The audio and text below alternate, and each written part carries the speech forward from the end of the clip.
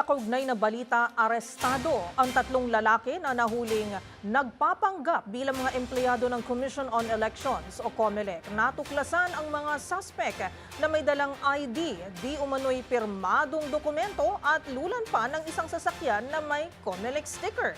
Ang babala ng COMELEC, alamin sa report ni Kyle Bulyas. Nagbabala ang Commission on Elections sa publiko tungkol sa lalong pagdami ng mga iligal at kahina-hinalang gawain 6 na araw bago ang 2025 national at local elections.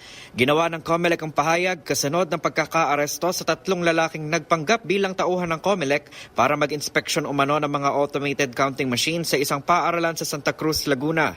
Sa ulat ng Philippine National Police, dumating sa lugar ang tatlong suspect sakay ng SUV na may tatak na COMELEC Task Force stickers at may dala ring ID at memorandum na may lagda ng isang commissioner. Bukod pa ito sa nauna ng inarestong Chinese national na hinihinala ang isang espiya matapos mahulihan ng gadget na ginagamit para makakalap ng pribado at sensitibong impormasyon malapit mismo sa tanggapan ng COMELEC sa Intramuros, Manila. Kaugnay nito, nagpaalala sa publiko ang COMELEC at sinabing ipagbigay alam agad sa kanila kung may napansin silang mga kahina-hinalang aktibidad. Bukod dito, muling iginiit ng COMELEC na fake news ang kumakalat na hindi makakaboto ang sinumang walang national ID at inilipat sa May 10 ng eleksyon.